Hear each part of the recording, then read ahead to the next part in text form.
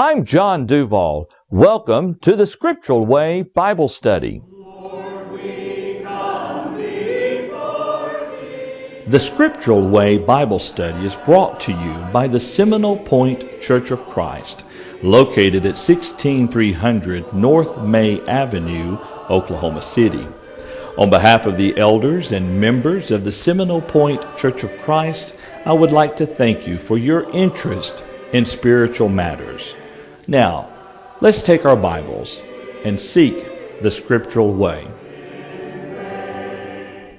Greetings, I'm John Duvall. And I'm Dale Decker. And this is a Scriptural Way broadcast. Dale, how are you doing this evening? I'm doing wonderful. How about yourself? Doing fine. You a bit thirsty? Well, I was a bit thirsty. You didn't warn me before the came on the broadcast. That's quite all right. We do stuff like that from time to time, don't we? That's right. All the time.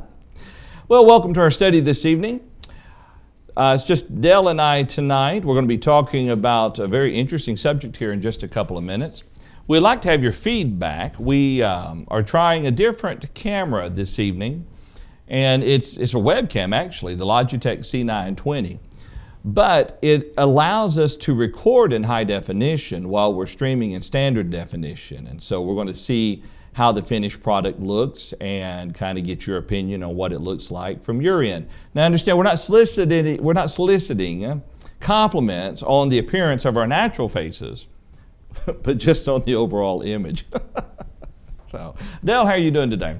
Well, once again, I'm still doing wonderful. Did you have a good day? Yeah, not too bad. Had Bible class this morning. Yeah. Studying the book of Revelation. If anybody wants to get on every Tuesday morning at 10 o'clock, we do have that on the internet. And John's doing an excellent job studying the book of Revelation. So we'd love to have you there. We have a chat room in that as well. Mm-hmm. And then Absolutely. in 2 weeks from this Friday, we have a gospel meeting with Aaron Andrews from Alabama. Is That's going right. to be with us for Friday night, Saturday night, and Sunday all day. And that information is on the internet as well. And we'd love to have you participate in that if you're able to participate. I know on Sunday you're probably going to be in your worship service, but if you can do that any other time, great. That's right. Friday through Saturday, the 4th through the 6th of October. And you go to the church's website at seminolepointe.org, and there should be a link at the top of the page, but don't do it right now. You'll be greeted with what we call a splash page, which is an announcement right off the bat of the gospel meeting, and then you can move on from there. So we'd love to have you, if you live locally, to come be our guest then or at any service. Absolutely. But if you're not able to, it will be available via our live stream.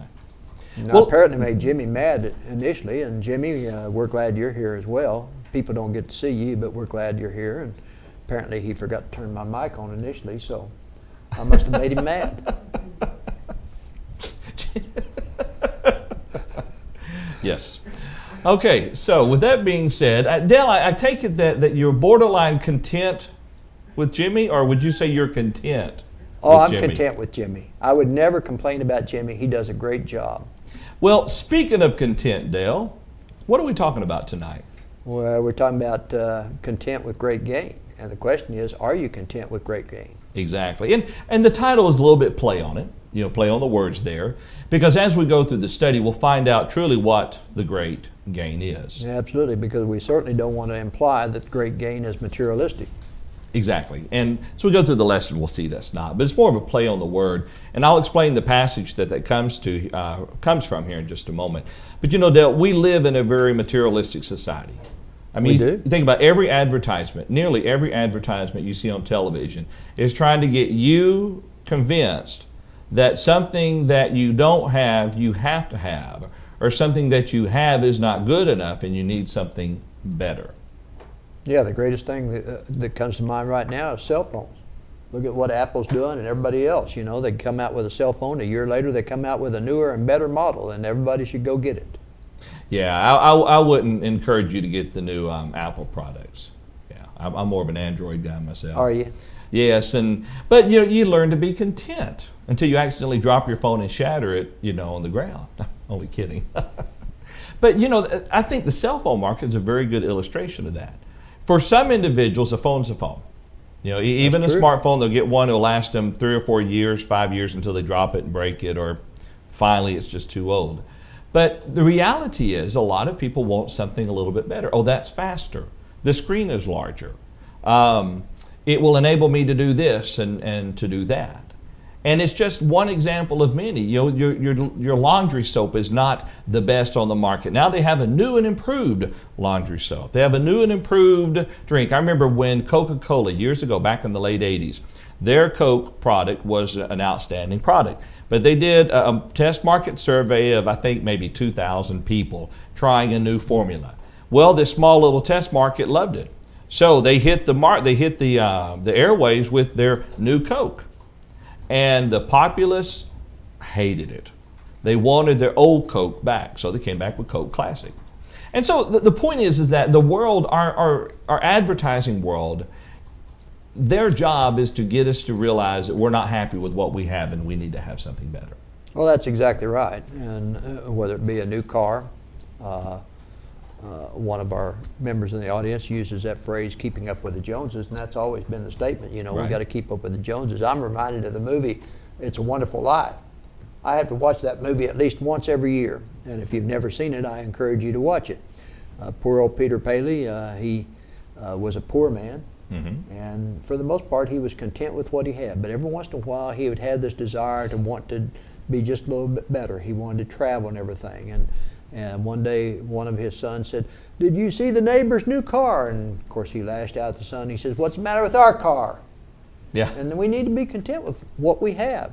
We don't need to be trading cars every 2 or 3 years or because a newer and better model is coming out. If the one we have right now will do just as good, because if it'll do just as good as what that we have now, then we can apply the money that we would have spent for a new one in doing the Lord's work. That's a very good point. That's a very good point. I heard a preacher say one time, in regard to the phrase, keeping up with the Joneses, this fella got a raise as a job. He had done very well in sales, and he got like let's say a $15,000 a year raise. And so one of his buddies says, "Now you're going to sell your house and move up to the better neighborhood and try to be like those folks." He says, "No, in the neighborhood I am the Joneses. You know, why should I want to move, try to live by someone else's standard when what I've got is just fine?" So, Well, and we see all these people, these young people striking now because they're wanting, I forget what it is now, $12 or $15 an hour from places like McDonald's and all of that. Well, the fact is, that's a starting job. It's not meant to be a full-time, permanent job for the rest of your life. We should always try to better ourselves. And I don't want to harp on this, but Good. you started it. I saw this, and I forgot all about this. I saw this interview, and they were interviewing people that were picketing McDonald's. They Yeah. wanted higher raises. And there's this, I'm guessing a single mother. I don't know. She says, I've got eight family members at home I have to take care of. And I've asked myself, how does she have 8 family members at home and she's the only breadwinner and it's McDonald's? Something's not right in the picture. There's somewhere the whole story's not being told. But anyway, that's a whole nother subject. And if I'm not careful, I won't be content with our study and want to go on exactly with something right. else. So we should move on. We should move on, absolutely. I'll tell you what, let's do. The passage that kind of is our jumping off point for this is 1 Timothy chapter 6, verse 6. And I'm going to have Jimmy to call it up on the screen there, 1 Timothy 6, verse 6 there. Now notice very carefully, you're looking at it on your screens there. "Now godliness with contentment is great gain." Godliness with contentment. Dale, in order for us to really talk about this great gain that involves in part contentment, we have to really look at the first part of it.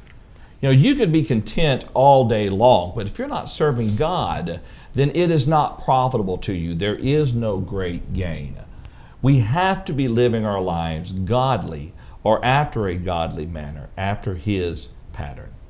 Well, that's exactly right. In fact, the psalmist says in Psalms 37, verse 16, he says, "A little that a righteous man hath is better than the riches of many wicked." That's a very good point. Yeah. And then you could also look at Proverbs 15:6, which says basically the same thing. But another passage that we should go to is Hebrews the 13th chapter. And in Hebrews the 13th chapter, the Hebrew writer says this in verse 5. He says, let your conversation be without covetousness, or be ye free from the love of money, and be content with such things as ye have, for he has said, I will never leave thee nor forsake thee. Yeah. We need to learn to be content with what we have. Exactly. That's exactly right. The Apostle Paul in 1 Timothy chapter 4, verses 6 through 8, explains that this godliness, which must accompany contentment in order for there to be great gain within our spiritual life.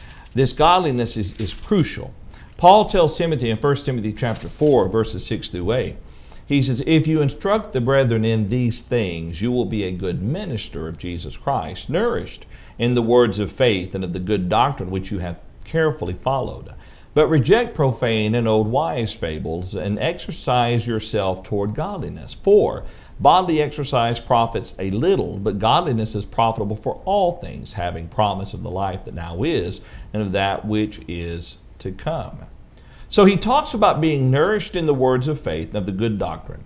Tells him to reject those things which are harmful to one's spirituality, to one's godliness, and exercise, or as the English Standard Version says, train yourself for godliness. And I like that term, train yourself. Exercise yourself would work. Exactly right. In fact, if you break it down a little bit in verse 6 there, if you instruct the brethren in these things, we understand what that is, but if you go to 2 Timothy chapter 3, verses 14 and 15, we have a clearer picture of exactly what Paul is telling Timothy, because in verse 15 it says, and that from a child thou hast known the Holy Scriptures, which are able to make thee wise unto salvation through faith which is in Christ Jesus. And this is what he's talking about, because in verse 14 he says, but continue thou in the things which thou hast learned and hast been assured of, knowing of whom thou hast learned them. The Holy Scriptures is what we're talking about there. And when we talk about the profane and old wise fables, Paul telling Timothy in 1 Timothy chapter 6 and verse 20, I like what he says here. He says, O Timothy, keep that which is committed to thy trust, avoiding knowledge which is falsely called. Yeah. And that's in King James Version. Of course, it also has the profane and vain babblings and oppositions of science there. But if you abbreviate it, it's avoiding knowledge which is falsely so called. Exactly. And that's what we need to do. And That's right. Then you look at verse 8 there, for bodily exercise profits a little. When Paul was talking to the church at Rome in Romans the 8th chapter, Romans the 8th chapter in verse 28, Paul had this to say. He said, and we know that all things work together for good to them that love God, to them who are called according to His purpose. So, bodily exercise is good. Mm-hmm. But focusing on God is what we need to do, because this is where the profit is. This is where we're going to have great gain. Exactly.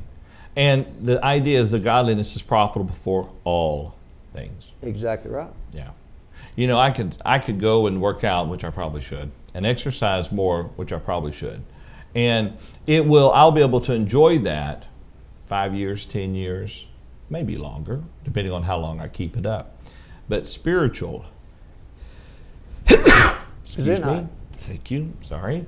I should have warned Jimmy ahead of time with that. I want a sneeze wave over here. Yeah. Anyway, but this spiritual, this exercise towards godliness, turn those lights on too. Takes me into eternity. We don't need them with the new camera. Oh, fantastic. Yeah. See, we don't need them necessarily with our new camera. So that's where a little bit cooler in here, isn't it? Yeah, it is.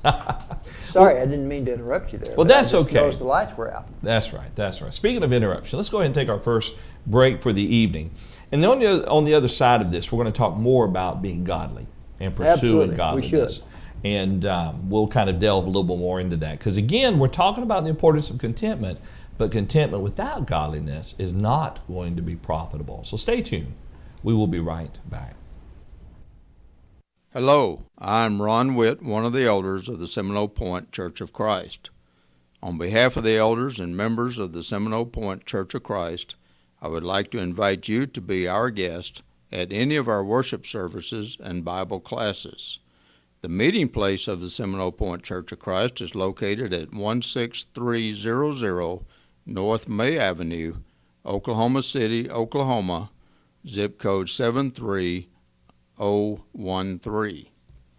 The The Seminole Pointe Church of Christ meets Sunday mornings at 9:30 for Bible classes, 10:30 for worship service, and 5 p.m. for our afternoon worship service. We also have Bible classes on Wednesdays at 7 p.m. Whether you live in Oklahoma City area or you are traveling through Oklahoma City, we would love to have you come and be our guest. We have Bible classes for all ages. At the Seminole Pointe Church of Christ, our focus is to teach only the Word of God. Rest assured that when you visit with us, you will find that we will appeal only to God's precious Word. Now, let us return to our study. Welcome back to our study. I wanted to bring a comment to a discussion before we get too far past it. Brian Williams in the chat room, he makes the point there that the denominational world wants to rationalize the health and wealth gospel. This is completely false. We are not promised financial prosperity. The Bible does offer spiritual blessings, however. And that's right. The health and wealth doctrine out there that's being preached is misleading many, many people. It is spiritual wealth, spiritual well-being and health that we have guaranteed to us by God. Absolutely. Yeah. And we're not living for the physical things of the world. We're living for the spiritual life with our Heavenly Father. So, well, let's continue talking a little bit more about godliness, Dale. Read for us, if you would, 1 Timothy. I can't read tonight myself. Let's read 1 Timothy 6, verse 11, if you would. Well, Paul told Timothy, he says, "But you, O man of God, flee these things and pursue righteousness, godliness, faith, love, patience, gentleness." And of course,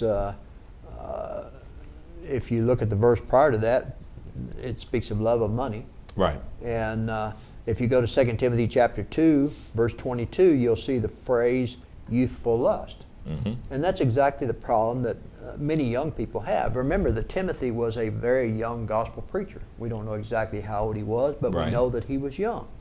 And young people have a tendency to want steak on a hamburger budget. And so they're always focusing on wealth instead of spiritual things. And this is what Paul is admonishing Timothy, if you will. Focus on godliness, faith, love, patience, and gentleness, and righteousness, and not youthful lust or the love of money. That's right. It's a pursuit. You're going to chase after something in your life, you chase after godliness. You chase after righteousness and faith and love and patience and gentleness.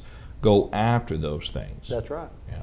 But the only way that you can be godly, the only way you can learn about godliness is, of course, through learning about our Lord and Savior, through the knowledge of Jesus Christ. And in 2 Peter chapter 1, verse 3, the Apostle Peter says, "As His divine power has given to us all things that pertain to life and godliness, through the knowledge of Him who called us by glory and virtue."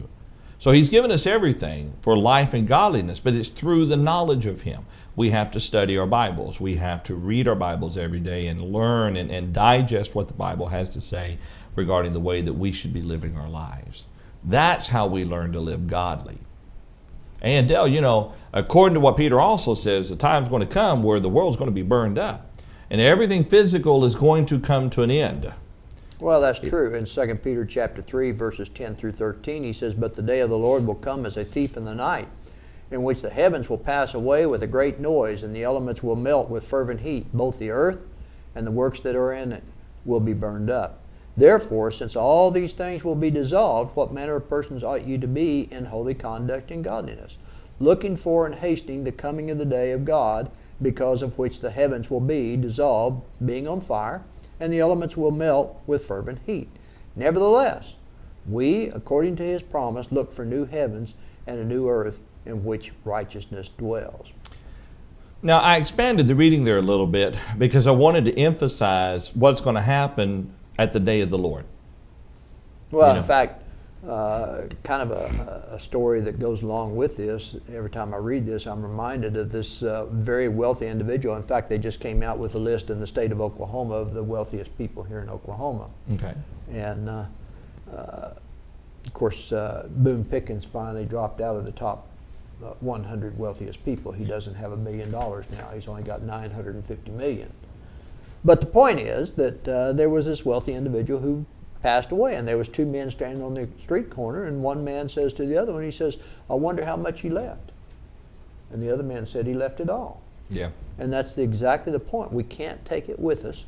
And that's why verse 13 is so important. We, according to his promise, look for new heaven and new earth in which righteousness dwells. That's where our focus should be. That's right.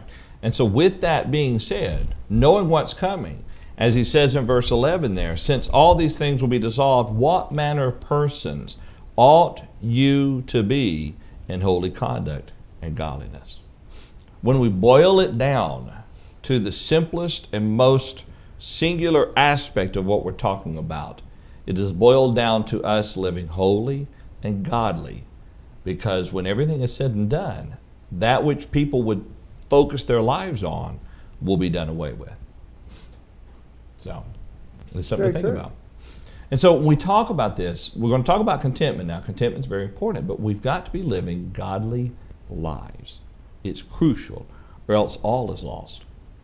All is lost. Absolutely. Yeah. All right, well, now let's look at the next part of that, the phrase there. Godliness with contentment is great gain. Now, Dale, I think everybody expects some sort of gain within their life.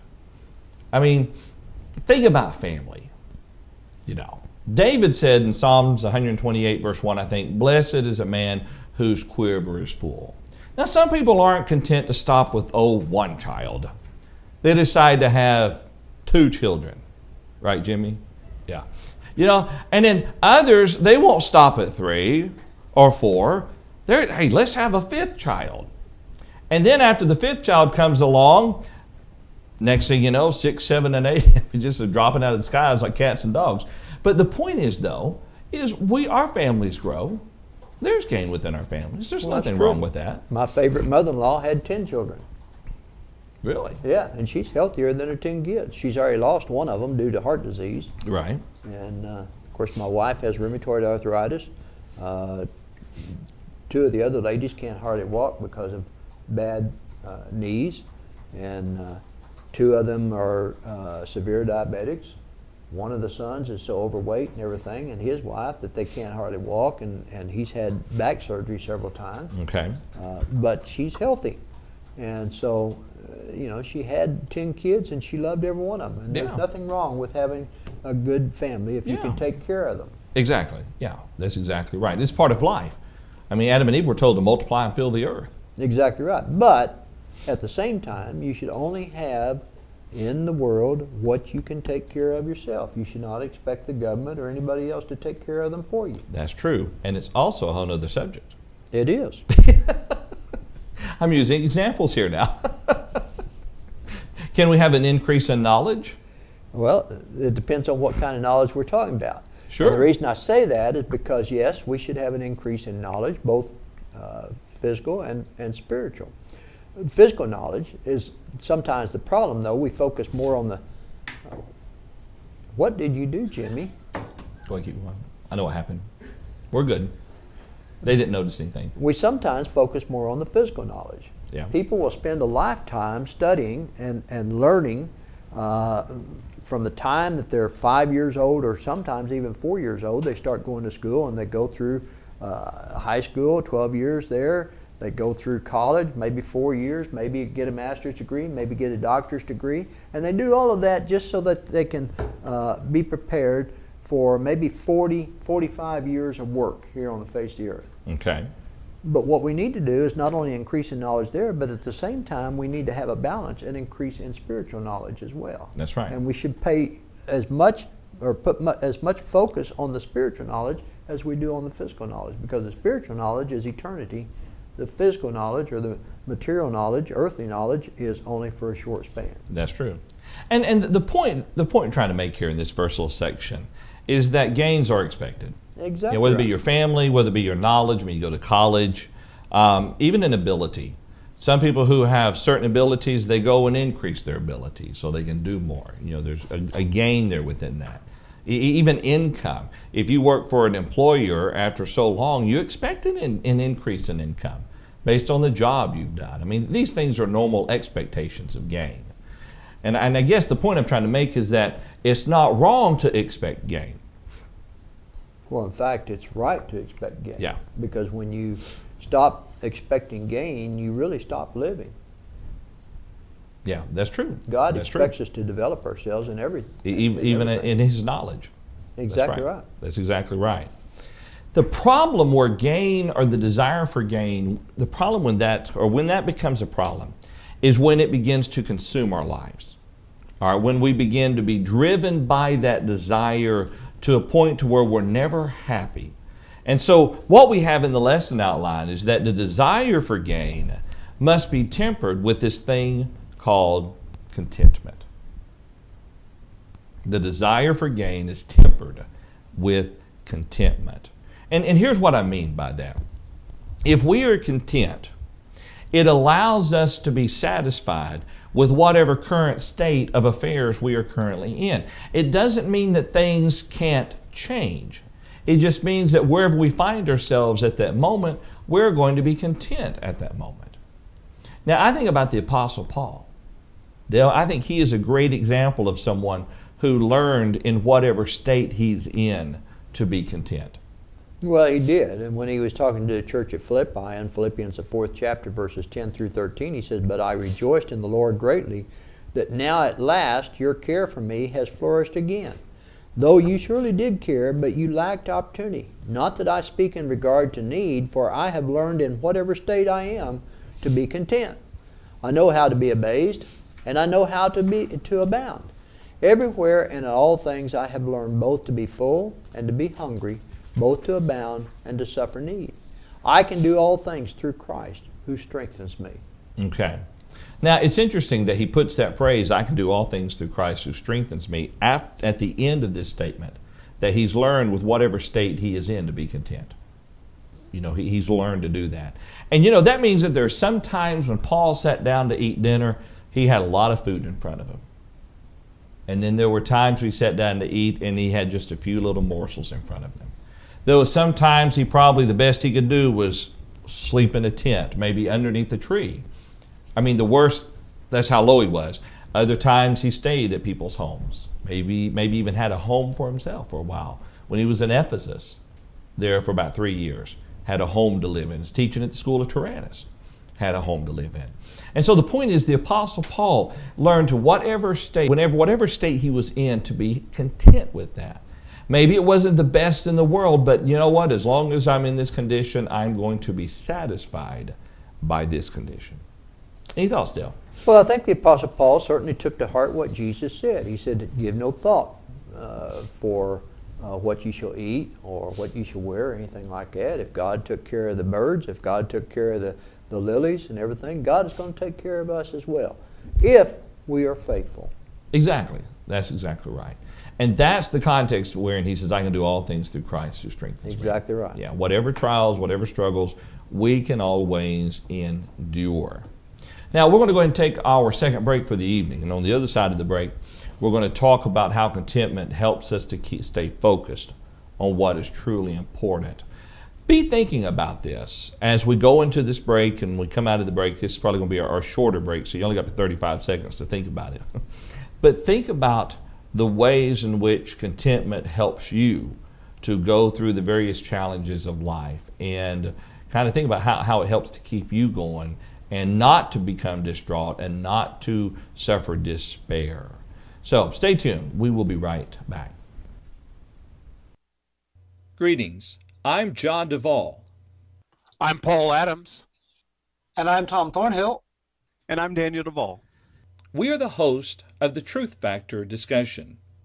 You can join the Bible study by going to live.truthfactor.com and participating with your comments and your questions. Come join us on Wednesdays at 11 o'clock Central Time at live.truthfactor.com. All right, welcome back. Dale, when we talk about contentment, there are going to be times in our lives we face hard times. We face difficult moments. And at those times, we may want to become like Peter and look away. Look at the storms and everything that's going around us. But contentment helps to keep us focused on what is truly important. Well, that's very true. In fact, that's exactly what Paul told Timothy in 1 Timothy chapter 6, verses 6 through 10. He says, "Now godliness with contentment is great gain. For we brought nothing into this world, and it is certain we can carry nothing out. And having food and clothing, with these we shall be content. But those who desire to be rich fall into temptation and a snare, and into many foolish and harmful lusts, which drown men in destruction and perdition. For the love of money is a root of all kinds of evil, for which some have strayed from the faith in their greediness, and pierced themselves through with many sorrows." All right, notice what he says there. He starts out in verse 6 saying that godliness with contentment is great gain. And then he explains why. We have brought nothing into this world. That's for certain. I've said this before. I've seen 4 babies born, and none of them came out of the womb with anything of significance. You know, Hannah was coated with this cheese type stuff and everything, and they got the umbilical cords and all that. And that's more information than we need to hear. But they came out with nothing. And when they die, when I die, I'll take nothing with me. I mean, you could, there's an old story that I heard years ago where this man, wealthy man, had died, and he, in his will, he requested that all of his money be buried with him. And so the wife was distraught. She's got bills and she's got to live and so forth. So she goes to the attorney. She said, "What am I supposed to do about this?" The attorney says, "Write him a check and put the check in the casket, and you'll have done what he said." You know. Anyway, the point is that we can't take it when we die. So knowing that the food and the clothing we have is all temporary and is going to be gone tomorrow, then let us focus on what is most important and be content with that. Those who desire to be rich, those who have the love of money, they are the ones who are going to pierce themselves through with sorrows. A lack of contentment brings about this sorrow. So, there's a comment in the chat room I wanted to bring in real quick right after the break and failed to do so. Brian says, if we are not growing spiritually, this goes back to what you were talking about a while ago, if we are not growing spiritually, we are getting weaker. Sadly, I assume a lot of people have weakening faiths. And I think that's a very good point. It is a very good point. And you see that every day. I mean, we were talking about a while ago gains that we can have, and one of those being gains of our ability or our talents. Right. As a Christian and everything, we should be growing in the talents, because God has given us talents and everything, and He expects us to utilize those talents to the best of our ability. We can be like the one talent man and go bury them, and oftentimes that's what some Christians do. And when they do that, they become weaker. But we can be like the other men who took their talents and they went out and they made more talents. Right. And that's what we should do as Christians. As we study and we grow spiritually, we should be developing greater abilities or talents to do greater things in the Lord's vineyard. That's right. That's exactly right. Now, not only will contentment serve to temper our desire for gain and help keep us focused on what is truly important, but contentment also helps to prevent covetousness. Let's look at Hebrews chapter 13, verses 5 through 6 here. Hebrews 13, verses 5 through 6. The apostle who wrote this, if it was Paul, he says, "Let your conduct be without covetousness. Be content with such things as you have. For He Himself has said, I will never leave you nor forsake you. So we may boldly say, the Lord is my helper, I will not fear. What can man do to me?" He says, let not your conduct be with covetousness. Be content.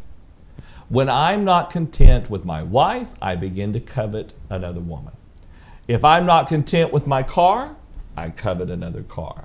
If I'm not content with my income, I covet another income. It's that simple.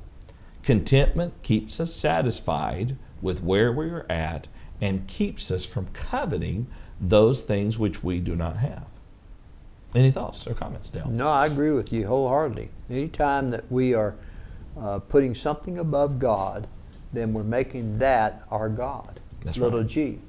If that be for a better car or a newer car or a bigger house or a different wife, whatever it is. Right. We're making that our priority, our God, little g, over the spiritual things that we should be focused on. That's right. That's exactly right. Now, I don't want to imply that regarding my wife, I'm just, getting by till, the change of state comes along like Paul was talking about. Yeah, we understand that. I'm very happy with my wife. she's not able to be online tonight, so you're safe in saying that until I see her. Until you see her. Yeah, it could be very, very sorely misrepresented there. Misrepresented. In the chat room, Brian has another comment there to bring in. He says, I understand it is not wrong to have money, but from the verses I can see wealth can be dangerous. I see it can be a trap for us. It is about our attitude. Money is just a tool. And he makes a good point there. There's nothing wrong with having money. The problem is when you have a drive to have it, and that drive is what controls your life and alters your life. I think we may have talked about this before, but it has been proven that if you want to be a millionaire, and if you want to live like a true millionaire, you don't buy brand new cars all the time. You don't buy the biggest of houses. You don't buy the best of clothing. You wisely use your money and save your money, invest your money, whatever it is, okay? There was a book that was done one time, I think it's called The Millionaire Mind or something like that, and it talked about these millionaires out there who, when you looked at them, they didn't look like it. They just like, who's one that founded Walmart? Sam Walton. Sam Walton, yeah. Yeah, millionaire, but he walked around in overalls, drove an old pickup truck, okay? The individuals who you see trying to look like they're a millionaire, they're doing so off of credit, or I should say off of debt. Getting heavily in debt with the new cars, the nice clothes, the big homes. They want to look like they're a millionaire. And so the difference is one fella just works, he strives hard, he invests his money, he does well, he has it. The other person desires to have it, and they begin to make foolish decisions and so forth, and that desire is their, as you said, their God. Yeah. Well, and one of the greatest things that destroys marriages is that desire for money. When people focus on material things so much so that they go into debt, and they're constantly having to worry about which bill they're going to pay this month over which bill they're going to let go for another month. Yeah. That's when there's great stress in the marriage.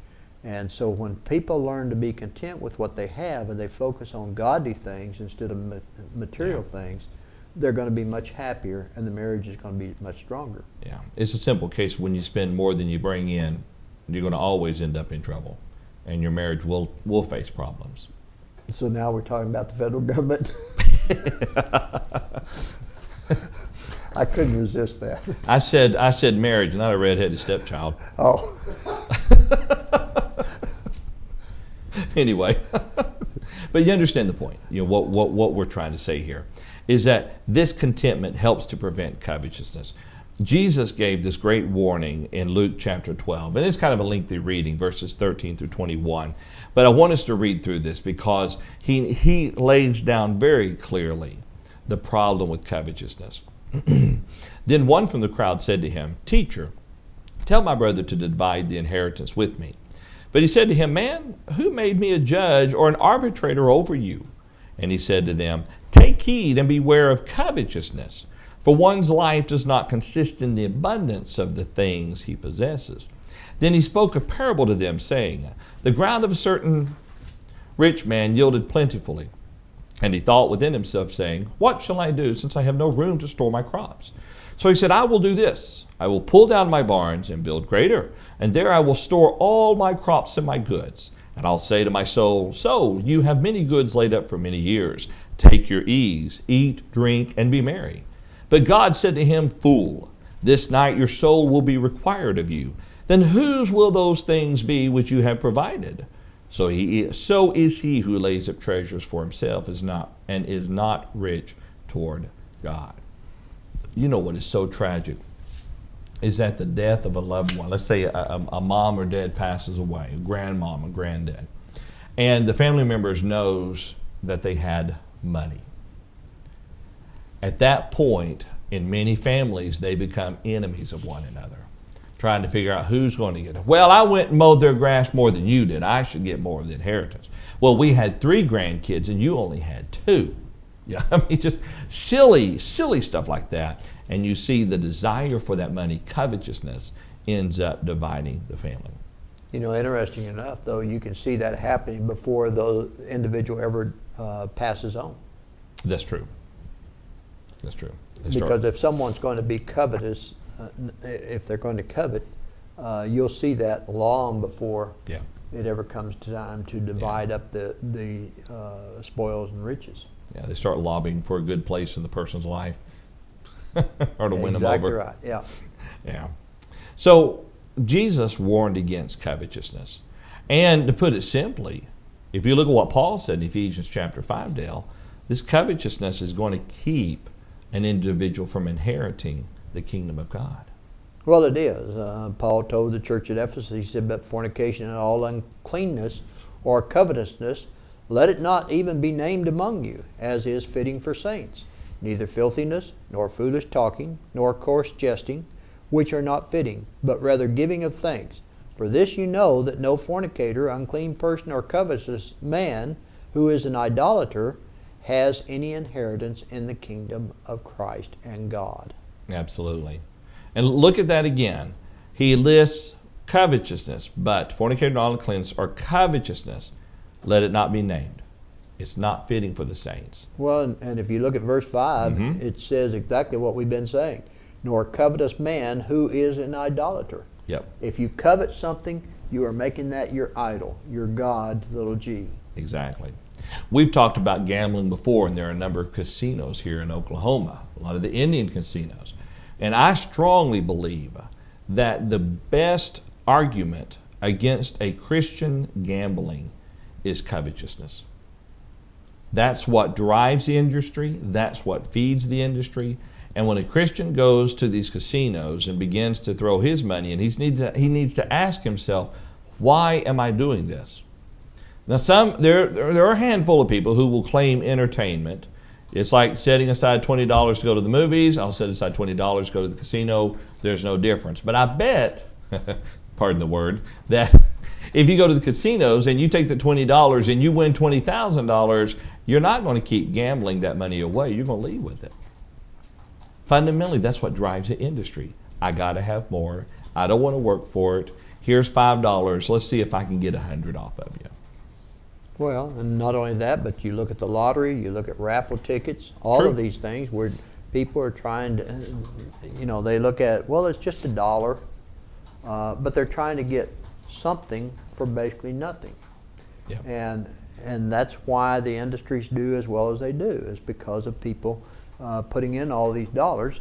And the best commercial on TV, I've said it before, is the little E-Trade baby that says, the odds of winning the lottery is the same as getting mauled by a polar bear and a brown bear in the same day. And we need to recognize that. The odds of winning anything that is lottery or raffle ticket or gambling is the same as getting mauled as a polar bear and a brown bear in the same day. Yeah. And really, and now don't mistake what I'm about to say, but even contests in general, no purchase is necessary. There's nothing wrong with those contests.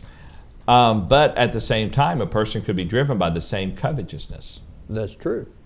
I knew this one fellow one time that would never go gamble, but he would write off for game pieces, and get one free game piece, and because he was always hoping to make that win. A gospel preacher who would never go to a casino, but years ago when I was growing up, the grocery stores had these little stamp games or whatever it was that you would play, and you would drive for miles and miles and miles to play those things. So covetousness could still be driven, or can still drive those things like that. So, any thoughts or comments, Dale? No, because we've got some good questions and comments in the chat room. We do, and it looks like Jimmy's been busy over there. He said, let's bring one in. He says, I worked with one at a radio station, and his love of money totally destroyed the job that Jimmy had. He said, here's a question, and I've often wondered this. Would it be wrong to be a contestant on the Wheel of Fortune? Some say that this is gambling, and I don't see how it is. Honestly, the definition of gambling is putting money up to get a substantial amount back. And here's the odd part about this. We need to go ahead and take our last break. But when we come back from that break, we'll answer Jimmy's question and talk a little more about this because it does relate to the subject of covetousness, which is complete opposite of contentment. Stay tuned. We will be right back. If you would like more information regarding the Seminole Pointe Church of Christ, then visit our website at www.seminolepointe.org. Better yet, come see us. Our meeting place is located at 16300 North May Avenue, Edmond, Oklahoma. We meet Sunday mornings at 9:30 for Bible classes, 10:30 for worship services, and then Sunday afternoons at 5 o'clock for worship services. We also have Bible classes on Wednesday evenings at 7 o'clock. Thank you so much for your interest in the Seminole Pointe Church of Christ. We're looking forward to seeing you soon. Welcome back to our study. Let's talk about Jimmy's question now. Fundamentally, the big problem that we've been talking about is the idea of covetousness, the idea of desiring to be rich. I would say that if an individual desires to be rich to the point that they are always lobbying to get on the game shows and so forth like that, they need to stop and check their motives. But, gambling, as a matter of fact, the Bible never comes right out and says, thou shalt not gamble, okay? There are certain times in business you have to take a gamble. I mean, if you're going to open a business, you're not guaranteed you're going to make money in that business. And you may invest $20,000 into a company and find that the way that the supply and demand was and so forth, you lost that money. But the gambling that we're talking about, by the definition of the way that people use it as entertainment, is I'm going to take my $5 and I'm going to throw it on a variable there in hopes that I can get your $100. That's essentially the way that it works. And as Christians, what drives that force, not as Christians, but what drives the force for many people is covetousness. Now, game shows, you don't technically, as far as I know, have to pay anything to enter. Playing the McDonald's Monopoly, they technically no purchase is necessary. That's how they keep it from being considered gambling and everything. But in the end, anything like that, if we have a desire there to be rich, a love of money, then anything that we do that fosters that is going to be wrong. Wouldn't you think, Dale? Well, yeah, I would agree. Anytime we put more emphasis in something other than spiritual, then that can be wrong, because we can be on the border of coveting those things. I for one, I watch Wheel of Fortune. I like the game. But you can tell just by watching the contestants which ones really get mad if they're losing. Yeah. And they're coveting when that happens. But you can see the others that are just having fun. They know they're on there just to have a fun time, and if they spin the wheel and they earn some money, great. They know they're going to have to pay taxes on it anyway. Yeah. Yeah. But in the end, what we're talking about involves that which is opposite of contentment, and that's covetousness. Exactly right. And as long as an individual covets, he'll never be happy. Brian says, in regards to Jimmy's question, he says, just going to work is not enough for people. Many people play the lottery almost every day. I don't think so, Jimmy, but it could be if the person is greedy at heart or has greed within his heart. And that's the point that we're making. I think that last part that Brian mentioned there was in reference to the question about the Wheel of Fortune. Yes, that's exactly right, yeah. And so we have to keep in mind, what is that motivating force? Even working, all right? If I am working because I have a love of money and I desire to be rich, then I'll pretty much sacrifice my family, because that desire will not be fulfilled until I work 120 hours a week, until I work and work and work to get all the money that I can, till I hold down 4 jobs, 5 jobs to get every dime that I possibly can. If there's a desire to be rich, it is a desire that will never be fulfilled. You may get rich, but the desire itself will never be satisfied. Well, and I agree with what you're saying there. And I'll give an example. When I served as an elder up in, when I was in Iowa and served as an elder in a congregation in the Illinois side, we had a young man that was a good song leader, and he also was a butcher for a grocery store. Okay. And he would get time and a half if he worked on a weekend. And so oftentimes he would actually volunteer to work on Sunday morning, knowing that he could come to service Sunday night, just so he could get time and a half. And so as a result, we didn't let him lead singing. Okay. Because we said, look, if your focus is making money, and we understand the importance of making money, and there are jobs that we have sometimes that we can't help, that from time to time we may have to work at a time when we could, or when services are available. Mm-hmm. But when you make that your priority to work during those times, then you're putting that material thing above serving God. Sure. And this is what he was doing. And so we would not allow him to lead singing because of that. It's the attitude. It's only church. Yeah, exactly right. It's only church. I mean, what's the big deal? Now, I'll give you a case in point of Rhonda's mother. Rhonda's mother was a single mom raising 3 kids, and she worked for the post office.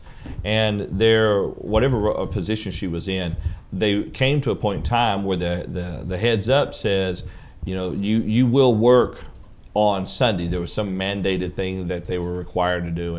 And she went to her boss and she says, I have no problem with this as long as you give me 2 hours off so I can go to services. And she picked, I don't remember, Sunday morning or the evening, either one. She picked one. And it didn't last very long. But at least the willingness to say, look, I got to go. You've got to give me an hour off so I can go to worship service. And the thing is that we've got to be willing to stand up for ourselves and say that. That's what we do. But you're right, though. Covetousness will drive an individual to the point of saying, well, it's only church. I can work this overtime. I can work whatever, make even more money. And then once this shift work is done, then I'll be able to go back to church again and everything will be fine and dandy.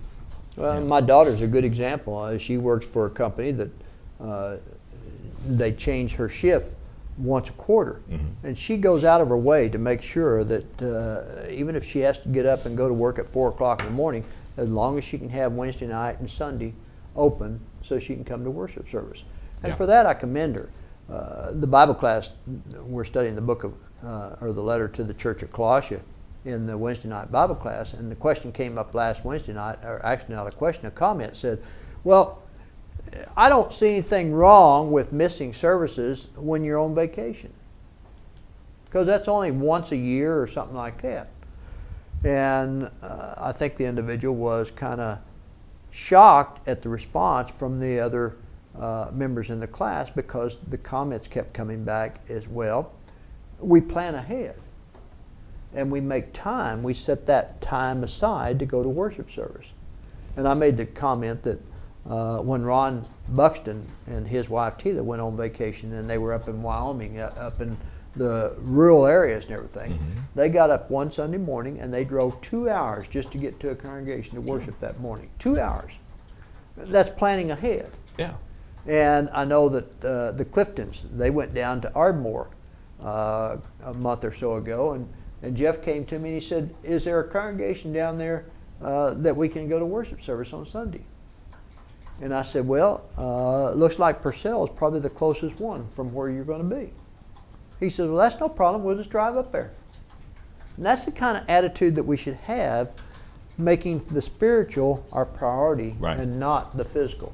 Well, one of the things that we find interesting when we travel and visit is visiting other congregations, meeting new people. You think about that. You go to services and you meet new Christians, meet new individuals. And so, I mean, we could talk about this a whole class period if we wanted to. The sheer fact that we need to put priorities where they need to be and be content with God and what He has given to us, and make certain that we follow that. There's a comment by Brian up here kind of clarifying something, and I like this comment. He says, I can be greedy with my time and energy. It doesn't have to be about money. Anything that takes our focus away is iniquity. Anything that takes away our focus from serving the Lord. And so, and Jimmy's kind of giving a little bit of his background there on the challenge that he faced there at that one steady radio station, wasn't it? Yeah.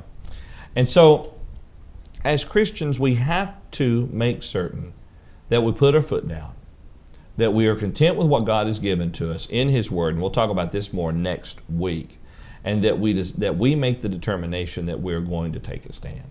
And if we do that, then we will succeed. We will have that great gain. And that's kind of the whole point of this section there. Godliness with contentment is great gain. If we are content with great gain, and that great gain is the Word of God, then we will live our lives happy before the Lord and serving Him, and never be disgruntled in our service unto Him. We'll always be content. That's exactly right. So, all right, well, let's go ahead and we're going to pull our study close just a few minutes early this evening, because we have a whole other section to step into in our study. And what we're going to do next week is begin by, well, actually the whole of the second half of the study is looking at contentment and application. It's easy to say we need to be content, but we're going to be looking at very specific areas. And with these areas, you can find examples throughout history where people were not content and deviation comes in. We're going to be talking about being content with God, be talking about being content with the Word of God, being content with the church. I mean, just so many things there that we find within the Bible that we should be happy with, that we should be content with what God's Word has given to us. Any final thoughts or comments, Dale? No, I appreciate the comments that we had in the chat room tonight, and just so you know, I will not be here next Tuesday because, as the saying goes, you give a man a fish, you feed him for a day, but you teach him how to fish, you feed him for life. And so, just as Peter did, and when he was a little bit discouraged and needed a little rest and relaxation, I'm going fishing next week. You're going fishing? Yes. All right. I have to take my brother-in-law fishing. Well, good for you. You'll have a star in your crown. Maybe. Maybe. My mother-in-law used to say that. Well, thank you so much for joining us on this Tuesday evening. And Lord willing, we hope that you can join us again next week as we continue our study of the subject of contentment. Thank you very much. And Lord willing, we'll see you back here again next Tuesday night at 7:30 p.m. Central Time at live.scripturalway.org. Have a wonderful week.